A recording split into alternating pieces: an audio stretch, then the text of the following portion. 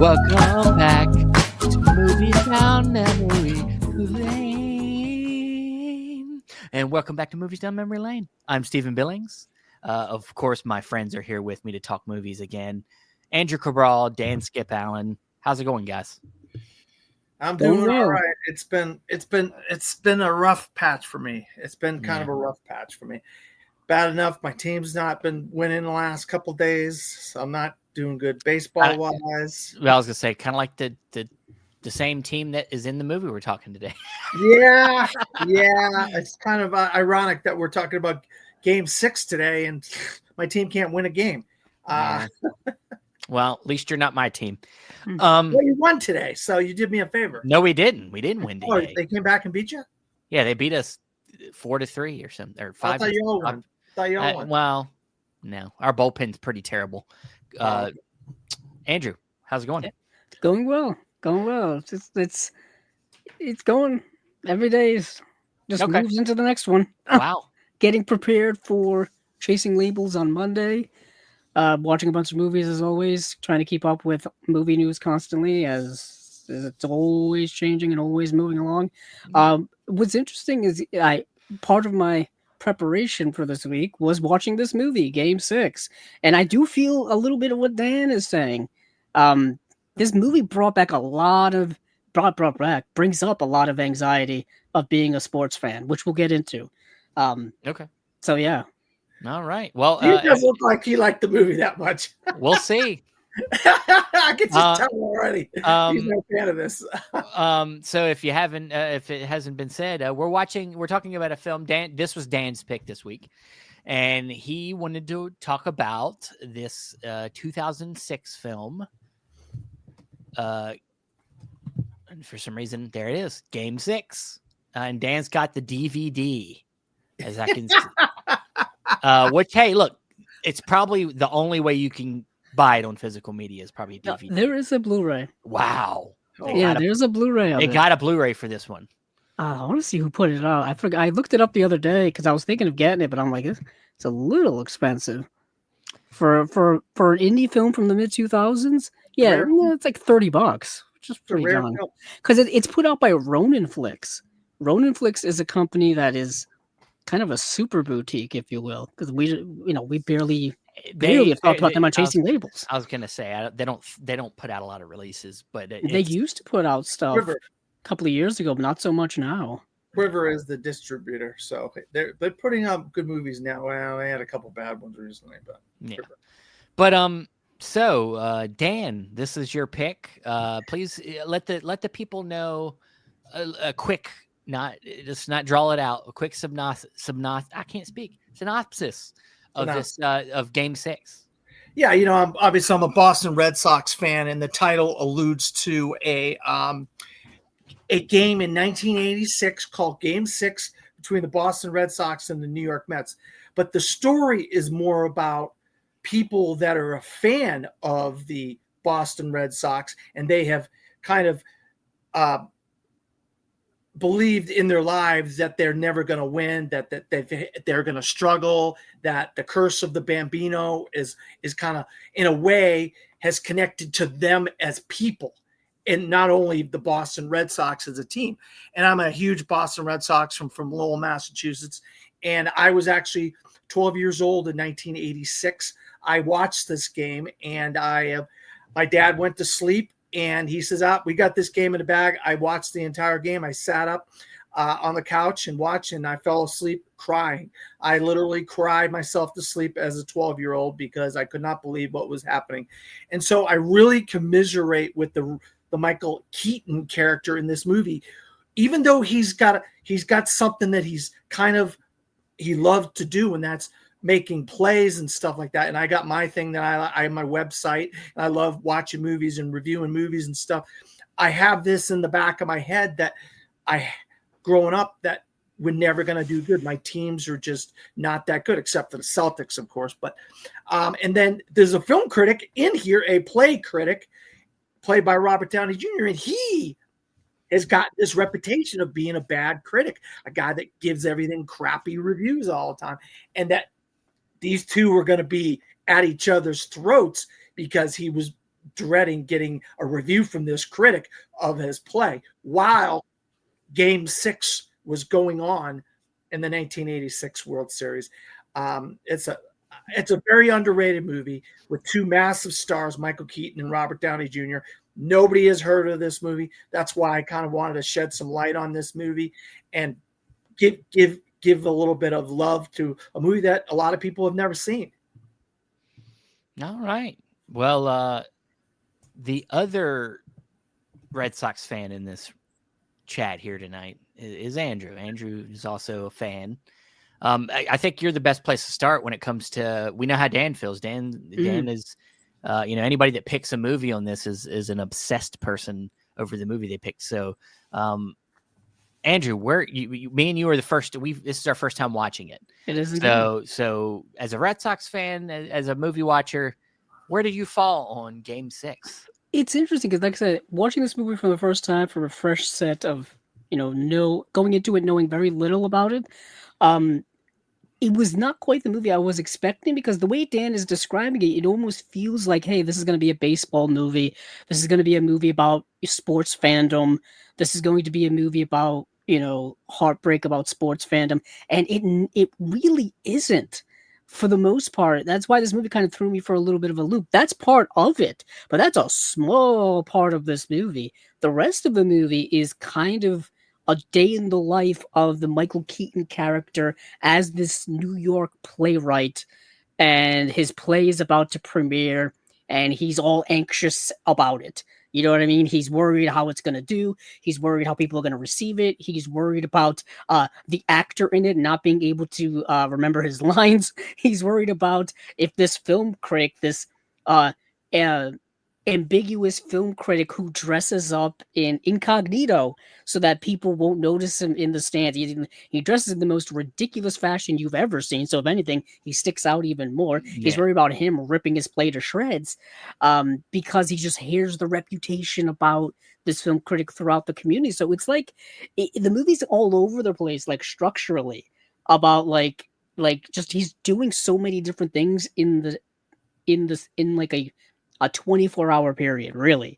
He's all over town. He's literally. got his ex-wife who's divorcing. They're divorcing, and and he's got a weird, almost a strange relationship with his daughter, portrayed by Ari Gaynor in the film, who he just happens to notice her in a cab next to his cab at one point, and I'm like, oh, that's convenient. And he goes and talks. A lot of to conversations in cabs in this movie. You get just jumped into this guy's life. Just kind of by happenstance, and you as a viewer are trying to figure out who he is, what's his relationship with these people, what's his relationship to what he does for a living, and then in the background of everything, it just happens to be Game 6 of the World Series is gonna be happening soon. And they're in New York, so he's in New York, surrounded by Mets fans, because that's where the game's taking place. So, and he happens to be a Red Sox fan who grew up in New York so randomly. And the movie tries to get into why he's a Red Sox fan. I think it is because of the Red Sox have a good storied history. Pretty much, they haven't won since 1918. There's this curse where they can't win. So when they do win, it's like the greatest, story of all time. He seems to kind of wrap it up in that romanticizing. I guess it probably has to do with the fact that he's a writer as well. Writers like a good story. So you're dumped into this movie with just a lot of things going on. And the movie's relatively short too. The movie's less than an hour and a half? It's 85 minutes. So there's a lot happening in this movie, including a World Series game.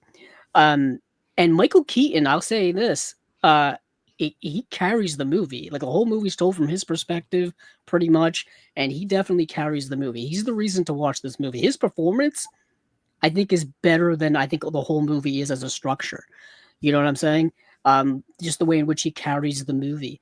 And what you get is kind of this existential journey of this guy who also happens to be a Red Sox fan who goes through the ultimate existential crisis as a big-time fan of a sports team, which is something that I can kind of reminisce with, where, when you live and die with a sports team, you go through an emotional journey that is catastrophic in the moment. And there was nothing up until 2004. I can't stress this to people enough. There was nothing more catastrophic for Red Sox fans than having to watch the Bill Buckner, the ball go through his legs over and over again every single year, because that's all they played during every Red Sox season every single year until they won the World Series. So this movie brought up a lot of those anxieties, I think. It's kind of just kind of fascinating how this movie was able to work on so many different levels. But Steven, what did you think of the movie, kind of not even having a personal stake in it?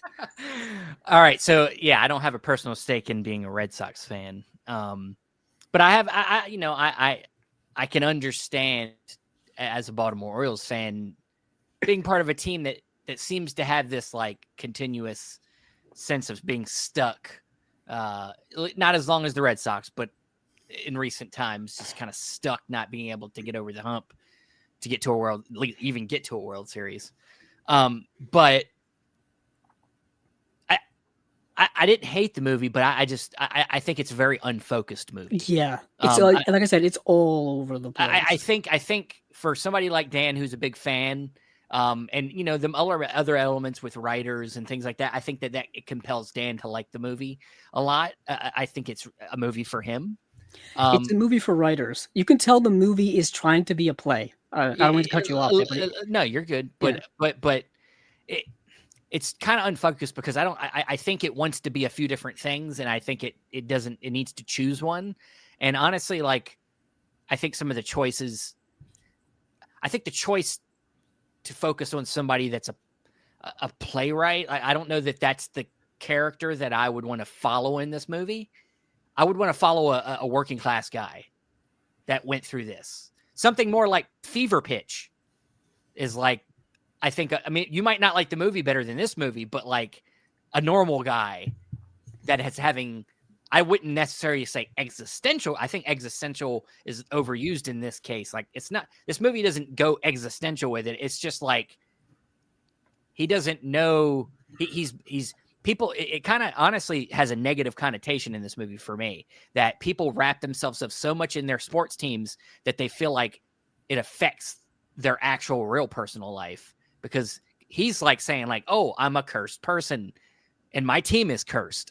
He's wrapping his whole identity up in his team, and it's reflecting on his real life. He thinks things that he did in his real life are cursed as well. And it's like, has nothing to do with the other thing. There's that whole scene where he's watching the game at the bar with the lady and her son, and they keep telling him like, it's all going to work out. Like, they keep being positive, but then it still doesn't work out.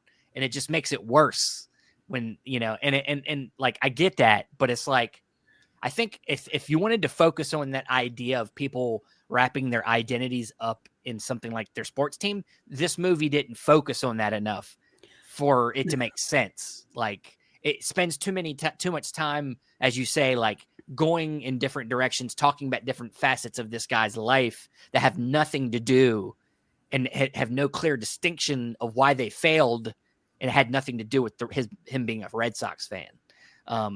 So it just feels like the movie it's like the Red Sox thing's kind of an afterthought to me. Personally, I don't think that it means anything to the rest. That you could have taken that out of it, and it could have been a movie. It's just happens to take place at that time, and it's fun, and you can make the movie called Game 6. So the title is interesting to me. Calling it Game 6 gives it that sense like this is going to be about Game 6, and it's really not. It's not. Title. It's a multifaceted title in this way. It's Game 6 in his life. Like, he's had a life where it hasn't been working out. His wife wants to get divorced. His daughter doesn't necessarily love him that much. He's got this play. He has other plays that haven't really done great. People are making fun of the name of the plays to him, quoting it back to him and stuff like that. This is the play that people said, okay, this could be your breakout. Yet there's this critic who bashes all the plays he sees, and he's being prepared to have this guy bash his play and then ruin his play. So in a way, it's like Game 6 of his life, as well as Game 6 of the World Series. And obviously in the Game 6 of the World Series, we lose the World Series. It's a 40-year-old game. Next year it'll be 40 years that this game was played. So I'm not spoiling anything for anybody that doesn't know anything about the 1986 World Series. Obviously Steve knows a lot about it because he's friends with 2 Red Sox fans. Oh yeah, yeah. I mean, that's as a baseball for years. As a baseball fan, everybody knows this. What is interesting is there so for people who don't know, actually, the Red Sox losing Game 6 meant that they had to go to Game 7, which they ultimately ended up losing. So it's interesting that it's kind of it's an interesting movie because there's so many different parts of the movie that I find individually well done. Like that friendship and relationship he has with Griffin Dunn's character, who is another playwright, I think is really, really good. And then there are other scenes that are like that I'm like, this feels off. Like there's Stephen, you mentioned that he's getting divorced from his wife. Catherine O'Hara. Catherine O'Hara, who has one scene, and the one scene they have together is so oddly set up. Not set up, but just like their interaction together feels like something that's like so like it feels like they're reading a script to each other. It feels so fake. But then you have other scenes that feel so genuine, like with his dad feels so good.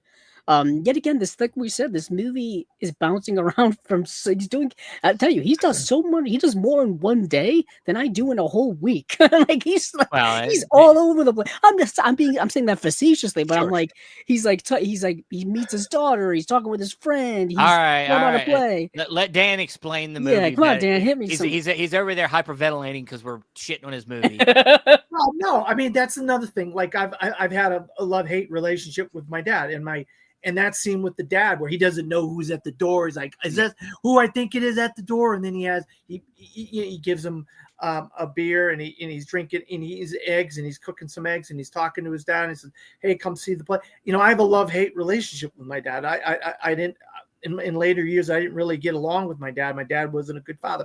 And recently my dad passed away a couple of weeks ago. And so that scene with his dad really was emotional for me because it makes me feel like I may have lost a lot of time with my father that I probably, because I had resentment towards my father. You know what I mean? The scene in the bar, I mean, with the cab driver and her son, I love their spirit and their like energy where they're trying to root him on, try to get him to where he's not such a negative people. And I've had that. I could use Steven here as an example, who's really helped me out in my life, where he's always kind of sticking up for me and just trying to give me some advice and because I'm really a kind of a down in the dumps kind of guy. And I felt a lot about Michael Keaton, even though Michael Keaton was in New York and I'm in Florida and stuff.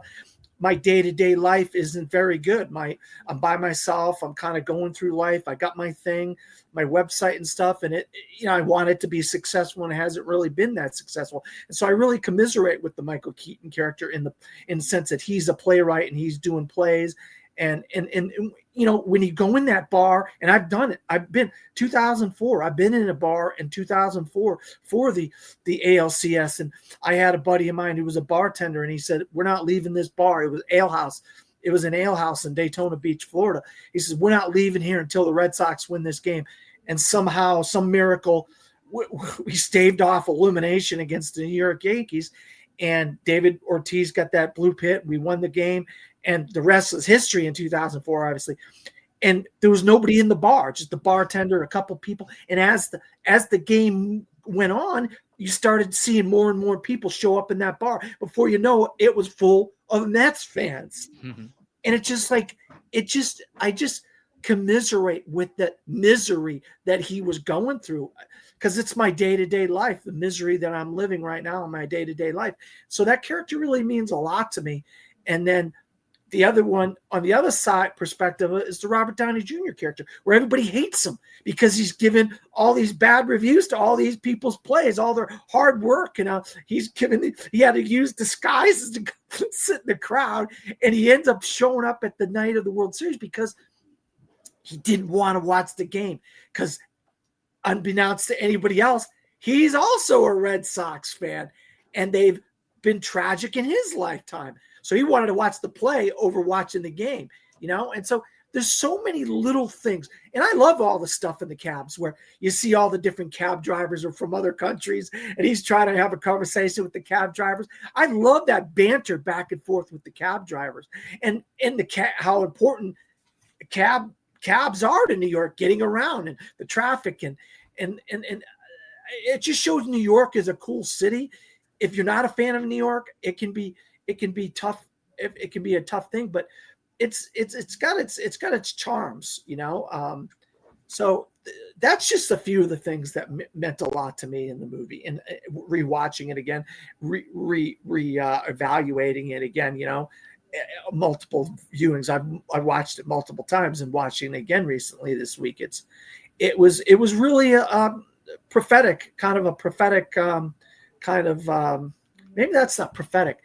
That's not the word. I can't think of the word I want to say, but there's a word I want to say, and I just can't think of what the word is right now. But no, I think, out of all the movies you presented on this show, I think from what I can see, because a lot of times the whole idea of the show is to somehow, pick movies that are profound in our lives, like that are things that are connective to us. And I think out of all the movies that you've presented, that this one sounds actually the most like I can see it. Like you explained it very well, and I can see where you're coming from. Yeah, it's the most personal, sentimental, I think, of your picks so far. Yeah, I think because I think sometimes you've picked things, and I haven't quite felt like that I was on your wavelength about how you related to it. You have how you feel, and that's of course fine, and that's great, and it's yours. But like you're seeing the character one way, and I'm seeing them a different way. In this case, I see the characters how you see them, and I can see how you relate, and I think that's good. I mean, that's I'm glad that sometimes there's movies like that. I'm sure there's going to be a movie we all bring up here that the others don't like, and it's just got this. There's just something about it. I'm sure there's going to be one for all of us. And this just happens to be that one. I mean, I think Andrew probably likes it a little more than I do. Yeah. Oh, yeah. I do not dislike the movie. Yeah. I don't even think the movie's bad, because I don't think it's not. I don't think it's bad, but I just think it's unfocused. Like I said, I think Michael putting Michael Keaton in this movie was a good choice, because I think he carries it. He's a good actor, obviously, but I don't think though it would make him not a writer. I don't think a successful playwright. He was successful at some point to be still doing it. At the center of this as being our main character that we're supposed to empathize with or whatever with. I don't think that was the right type of character. I would have rather have seen a more working class person be our main. Yeah, what is interesting is hearing about this movie for the last couple of years. I've heard Dan mention it before. I've seen it on various lists. Of course, I've seen it on Letterboxd. I always thought the Michael Keaton character was a sports writer, because I thought that's why he was covering Game 6, because he was a sports writer, and therefore he had to cover Game 6 for whatever outlet he was writing for, and he just happened to be a Red Sox fan, so that's why it meant so much to him and all that kind of stuff. But the fact that he's a playwright and it's just kind of like part of his backstory as a character, he just changes the perspective of the movie. He did go to college in Boston. He did go to college. That's where I did that. There's a sequence at the end of the movie where he and Robert Downey Jr. are going back and forth, and Robert Downey Jr.'s character, I grew up on Boylston Street. I'm from Boston, so I can't watch. I'll say this: a lot of the stuff that they say in that final scene is very true to big time sports fans. Where you can't, it hurts you so much. You're so connected to it personally that you can't even watch the games because the anxiety destroys you. That's a real thing. And depending on where you're from, and it is for sure a real thing. That's probably part of the other thing too. I mean, I love sports. I love things. And I've had moments where I've definitely been watching and my heart's pounding and I want something to go a certain way.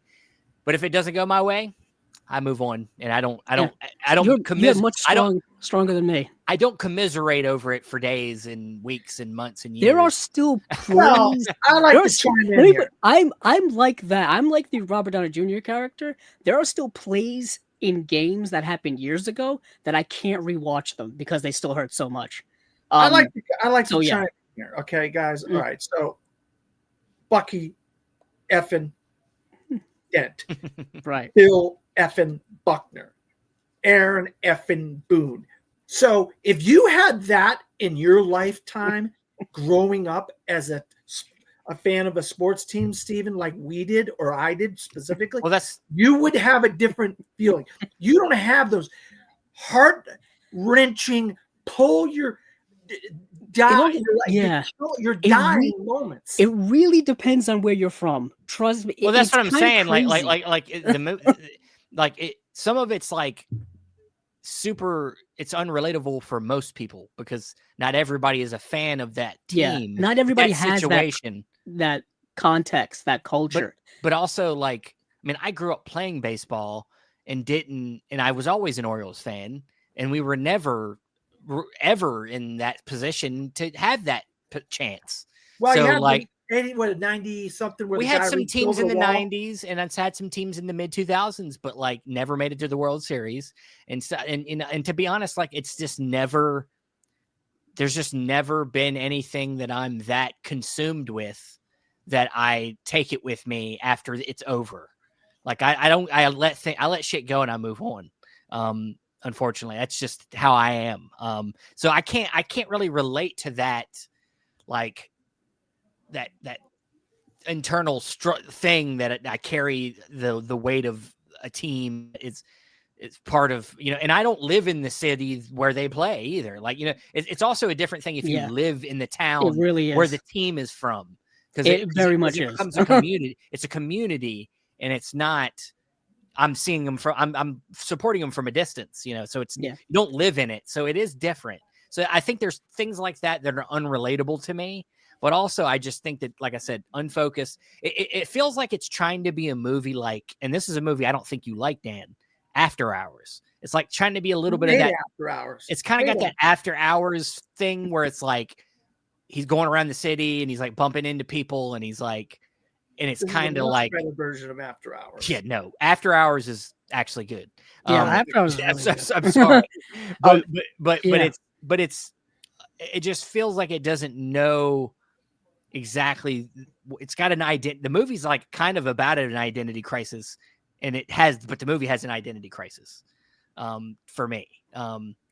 So, yeah, I like what Keaton's doing though. I like the fact that he's going to get a haircut. He's going to visit his dad. He caught in the thing exploding in the thing, so he's stuck in a restaurant with his buddy. I love that part of the movie where he's going through his day, kind of expecting to go to the place where the play is being played, and he tells the cabs, you know what, let's go to Manny's bar, let's go watch the game instead, because he's dreading what's going to happen with the play. The guy can't remember his lines, like Andrew said. Then turns out the guy had great pauses and dramatic pauses, which turned out to make the character better.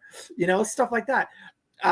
It just, I don't know, all that stuff. It was a perfect metaphor for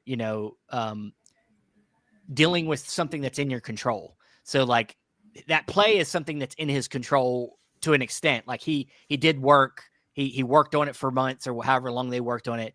The game that he is dreading is so out of his control, but he decides to go watch it anyway. That's the thing you don't give a shit about. You should go to the fucking play. That's what makes sense. What's crazy is like you don't even know what the play is really about.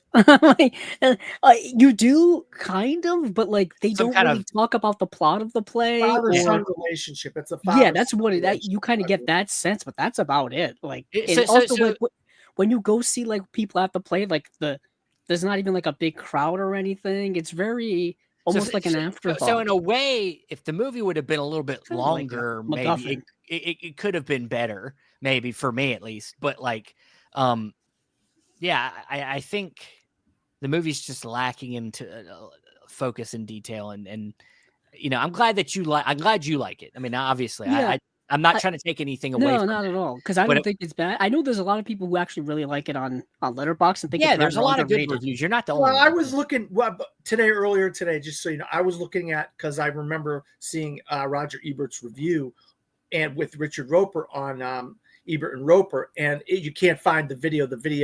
They have not released the video of the episode that they were doing, but I did read his review, and in his review was very, very glowing for this movie. Roger Ebert's was, and a lot of people at the time were like, why aren't people talking about this movie? This is a really good movie, and obviously almost 20 years later, I can see where, it may not resonate with people as much as it did in 2006 when it came out. And then 1986, when that event happened where the movie takes place in 1986, I can see as time has gone by, the movie probably doesn't live up to maybe the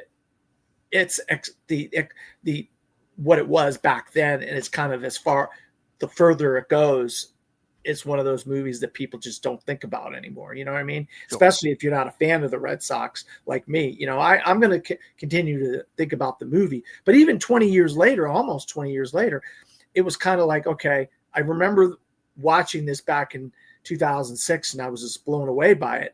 And now I'm watching it 20 years later, kind of almost 19 years later. Well, January of 2026 would have been the 20th anniversary of this movie.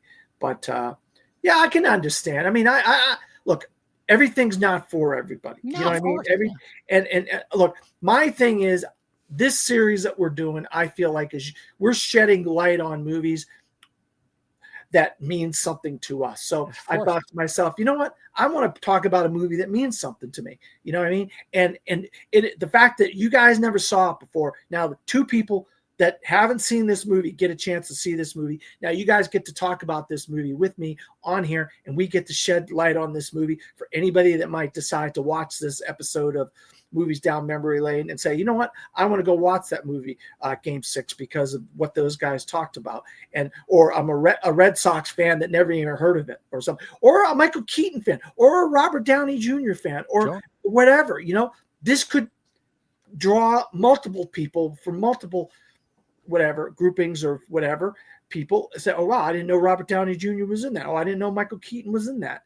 And I didn't know it had a subtext of baseball, even though the title gives it away, but so that's the main thing I wanted to do. I knew it was going to come down to where we're going to be bringing up movies that we love ourselves, that not necessarily the people on the panel we're going to love. I knew it was going to happen. And I just thought to myself, we're in the middle of baseball season. The Red Sox are kind of struggling to make it to the playoffs right now. I thought, you know what, this is a good time to talk about Game 6 before there's no other chance to talk about it for quite a while. No, well, I mean, we can talk about sports movies at any time, but it's nice to make a little bit of a correlation with real life. Right. The other thing that is funny about this, and of course, this was like, I think 5 years later, he would be in the movie Birdman, and it has a lot of similar things. Yeah, I was going to bring that up earlier. Keaton's it's very much like a 10-year precursor to Birdman. Like, just he's in that play world, and you're following around Michael Keaton, and he's doing his usual mannerisms and things, and he's got that trying to resurrect his career. And I was actually just thinking of this. This was done in that, like, I would say dark period, or just kind of gap period, where Michael Keaton was just not in a lot of good stuff. Basically everything from like Out of Sight in the late 90s to, like you mentioned, Birdman, there was not a lot of great stuff in there. So this is kind of like I would say a diamond in the rough, if you will. I mean, it's certainly better than some of the other stuff that he was doing in that like late 90s to and through the 2000s, time frame. Same thing with, Robert Downey Jr. He was also kind of trying to do a little bit of a career redemption tour that was mixed with his personal life at the time too. We mentioned it before the show that this was about 2 to 3 years before Iron Man would come out. So he was trying to resurrect his career in that regard, which of course he ended up doing. And now he's like one of the biggest, highest paid stars in the world. So it's just kind of fascinating how their career trajectories were all like meeting up during this time period. Yeah, I'll be honest, if I could interview these guys about anything, I'd love to talk to them about this movie and how this movie transitioned into the rest of their careers, because they both were kind of in a lull in their career in a while. Like we said, Robert Downey Jr. was in Kiss Kiss Bang Bang, and Michael Keaton wasn't doing a whole lot. I think he was trying to be a father to his children or whatever. I'm not sure. I could be wrong on that, but I think he was trying to take some time off and get away from the business. And obviously we see him now. He's doing a lot of really good movies and stuff like that. And it culminated. It started with Birdman, which is what Steven said. Birdman was kind of like his comeback in a way, it was. And he's done some really good stuff since then. Michael Keaton has. He even directed a movie since then that I talked about it last time. Your last movie, Spotlight. Yeah, I mean, he's amazing in Spotlight, another Boston movie, which I brought up. Look, I didn't expect both of you guys to love this movie like I did. Because its subject matter isn't necessarily in the vibe of what you guys kind of are, of who you are as a person. And I really commiserate with the Robert Downey Jr. character a lot too, because he kind of lives in a slummy looking loft apartment where if you look around, it's trash outside. It's in a rough part of town. He has to carry a gun because they don't keep the locks or people could break in. I kind of commiserate with him in a way with that, because he's a critic and he's gotten kind of living in a slummy looking place. My house isn't necessarily the nicest house. You don't see a lot of what my house looks like from me being on camera with you guys, but I'm having a hard time keeping up with some repairs and things that are going wrong with my house. So, I really like I kind of like both characters in a way. And that was kind of what the movie really, because you're geared to not like the Robert Downey Jr. character.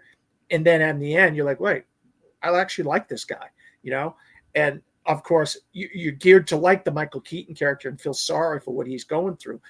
And you do, as far as I'm concerned, and then the two guys who are meant to hate each other end up being friends in the end, So I thought that really was kind of cool, Yeah. Well, Keaton is a cynical person, and Downey Jr.'s character has made being cynical his business. So yeah, very much so. So yeah, but yeah, I mean, so we know where Dan stands, but Andrew and me and I have to. We got to decide where we lie on the philometer. The philometer. I was going to say philometer. Philometer. That sounds so good. Yeah. Either way, I'll say I respect it. Like I'm not going to sit here and say I it's not for me. It's not a terrible movie. It's just I can respect it more than I can say I like it. So what's interesting is I'm in that same realm. I'm almost like in the middle of the philometer. It's like right below good stuff, because I feel like good stuff right in there. Yeah, it's about I would even say like full 90 degrees, but because for me, like that's kind of the way the movie entirely is for me. It's kind of right in the middle of like there's good, there's bad, but there's a balance of the good and the bad. But I feel like there's more good than bad. So yeah, I'm right there. I respect it. I'm like right in here somewhere. You're right at the I respected point. I can respect the movie. I don't. There's things about it that work, but it's not one I really would go back to. I don't think I would buy it. I was going to ask you if you would buy it. Obviously, not for the $27.95 price that's currently on Amazon for it. Hell no. It seems a bit high. I mean, if I was like you and I needed to buy every Michael Keaton movie or I'm not that type of collector where I'm like collecting filmographies. Like I don't do that really unless it's somebody that I'm like just super into. Like Nicolas Cage. Yeah, like Nicolas Cage. Yeah, there's something about that's. That I think one day people will be like, I can't get my hands on all this stuff that happened between 2005 and, it's because they're all really crappy movies for the most part, but I'll have them. And nobody else. They were like, where can I get 411? It's like, I don't know, but I got it. But Yeah, so that is Game 6. You can, if you want to check it out, see if it's your thing. Yeah. I watched it on Tubi. I was and, gonna say it's streaming in several places. Yeah. It's streaming on Amazon Prime. It's streaming on Tubi. It's streaming on Canopy. It's streaming on Roku, which is also free with ads. So it's definitely around. Yeah. So which I thought it would be harder to find. To be honest, I thought it was gonna be harder to find because of its obscurity. But I guess not. I ordered on digital as well Yeah. as Even though you have the DVD, man. yeah, $5. You can't go wrong for $5 on digital. Jeez. Mhm. Yeah, Okay. well, I mean, hey, wait. I can't You get hey, support the movie, man. However Yeah, you that's can. what I thought. I mean, I want to buy it because I, my TV. I got a really nice TV, and so I wanted to watch it on the TV. And the DVD, you don't know if the DVD was gonna play that well or look that good, So I was like, yeah, I'll watch it on. It was an HD on Fandango at home, so I was like, yeah, I'll watch the digital instead of the DVD, Yeah. All right. Well, that is it for this installment. Of course, now it's my turn for next time. And I got to present what my next pick is. I'm having a hard time because there's so many picks that I want to talk about.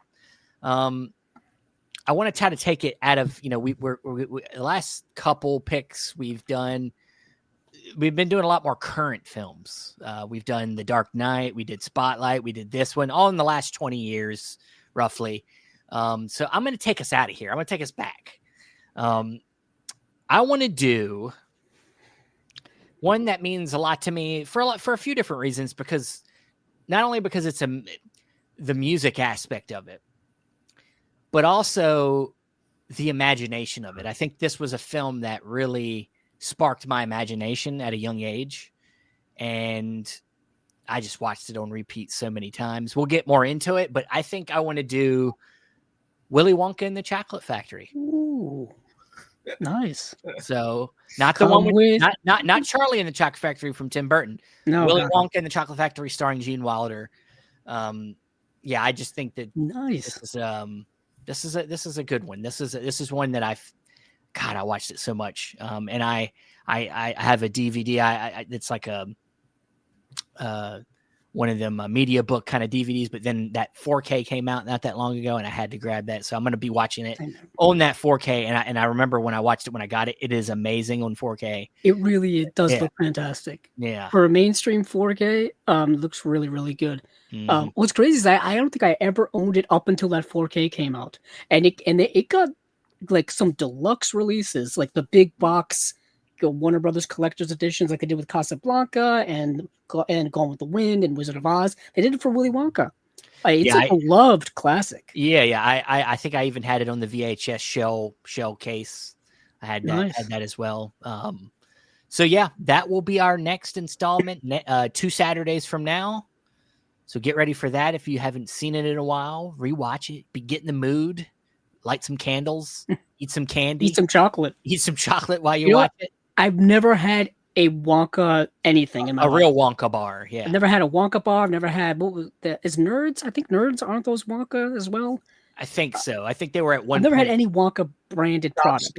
Everlasting Gobstopper. And it's that time of year. It's that time of year for candy and chocolate. Yeah, I didn't even think about it. It is the perfect time of the year to start getting into candy stuff, like, because of Halloween and stuff coming up. So yeah, good timing, Stephen. But that is it, of course. Thanks everybody for joining us for this little chat down memory lane. And hey, go Red Sox, right? Good, Go Red Sox. Go you can find me at FromTheFourthRow.com, where I'm the owner, editor-in-chief, and head film critic of FromTheFourthRow.com.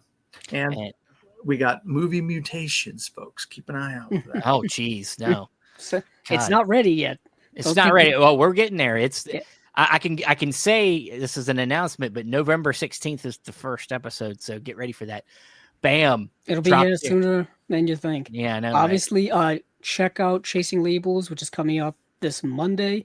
We also have our merch store on Etsy, which you can search on Etsy. We're B-Roll Bandits, or just look for Chasing Labels, and you'll probably see Steven modeling some merchandise out there. check that out on there. Also, we'll probably start putting the links for that in our videos here on YouTube as well, just to make it easier, obviously. It's backwards, but it says B-roll band. Yeah, I saw it. It said B-roll bandits. But yeah, check that out. Check out Chasing Labels. The Unwatched pile will be, I think, next Monday or the Monday after. I think that's that. Anywho, last Monday. It'll be on a Tuesday. Actually, it's going to be on Tuesday, last day of the month. Last day of the month. So that'll be coming up as well. Yep.